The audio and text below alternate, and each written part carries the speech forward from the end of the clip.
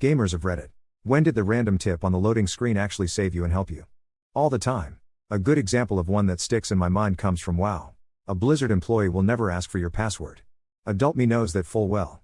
Kid me didn't, and I got at least several messages back in BC from scammers pretending to be Blizzard employees. Not the loading screen. But the in-game codex for Mass Effect mentions that Turians who don't wear facepaint are untrustworthy due to not swearing allegiance to a specific colony world. Barefaced is another term for liar. As well as politician. Sarin Arterius, the villain from the first game, is barefaced. As is the politician you need to track in Thane's loyalty mission in the second. Who else is barefaced? The commander of the Purgatory prison you go to pick up Jack in her recruitment mission. The Legend of Zelda, Breath of the Wild has tips you can sift through while fast traveling. One of them told me that shooting a fire arrow or just a burning arrow at a bomb barrel blows it up. Helps me whenever I take down a camp in enemies. When playing Aces High 3 on the loading screen. One random tip was for the button for check 6. I had an encounter with an enemy fighter where someone gave me a check 6 and I broke hard. Got on the enemy fighter and hammered him out of the sky. There was a loading tip for quick save in a game with manual only saves. Once it loaded, I clicked the quick save option and few seconds after I had a blue screen due to Windows 10 bypassing the disabling of the updates and updating in the background. I restarted the PC. Launched the game thinking I just lost 2 hours of progress and found out the quick save is right there. Safe and sound. What's something from your past that you feel like you should be over by now but it still bothers you? That I am unable to escape the toxic person I am. Be toxic once. Be toxic forever. Too many people remember for me to be innocent every. Can't really go back after that. So it's better to defend my attitude rather than alter it. I would love to. But I am not doing it if that means I have to reach rock bottom for it. I want to be a YouTuber. I am gonna be your next drama CC if that shit happens.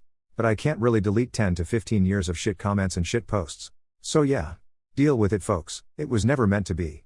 My dad and I were both living with my grandma years ago and my dad would charge me rent. He would pretend like it was his house even though it wasn't.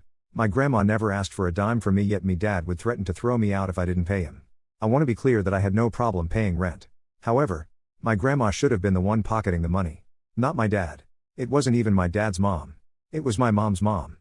Being bullied as a child. I feel like I've moved on, even friended my bullies on Facebook. But the feelings of total inadequacy remain. The feeling that no one would actually choose me for their team. Thanks for the memories. Kickball has, somehow, led me to fall for at least 2 guys who were still passionately in love with their exes. And so many other patterns I have identified that go back to all of that. My foo wasn't the most secure. But it was the bullying that messed me up. My parents, at most, were just negligent in failing to address it because they were consumed with their bad marriage. How did you leave an abusive family? At 17, I signed up to be an au pair for a family on another continent. Then I went to university. Lived in a dorm. And later moved to another city into a shared apartment to start my first adult job. Meanwhile, I'm low contact with my family. Left one sibling behind who then moved out on their own too. Parents told me I was on my own at 18. I slept on couches / in cars / just walked around all night while I got my AA and worked. Eventually moved in with a guy. That didn't work out. By the time that fell apart, I had friends who were near the end of their lease, so they found a place we could all rent. From there I got my own place to rent. And eventually bought a house. Had a kid. Got married. Got nice in-laws. My little sister moved out as soon as she could, halfway across country, for school, and will never come back. She became a doctor. She has her own practice and everything. I'm super proud of her. The only bad thing now that we both have trauma-related mental and physical health issues that impact our lives. I moved out when I was 27. And in with my boyfriend. We had a child together, and after 8 years I realized he was just as toxic as my family had been, repeating patterns maybe? And then had no choice but to move back in with my family. Horrendous move, as then I went through depression. Alcohol abuse ; a mental breakdown. After 5 years waiting for a council house, I finally moved out and into our own flat in November. It's hard. Very hard, but day by day I'm getting better. One sibling is still living at home, but you can't take responsibility for that. Only your own happiness ; mental health. I'd like to be no contact with my mother, but sadly I need open doors for my son who goes to school opposite my parents' house. They have dreams where their teeth wiggle super far and it feels real? Dreams are super common actually. Nope. But sometimes I find chunks of food that I have eaten from last night stuck between my teeth and wiggle that around during the night. You may suffer from sleep bruxism. I have dreams where my teeth are rotting and crumbling apart in my mouth. And I have to keep spitting out the little teeth chunks. Those dreams creep me out because they definitely feel real. I have to check my teeth when I wake up just in case. I do. It's a very common stress dream for a lot of people. I don't know why.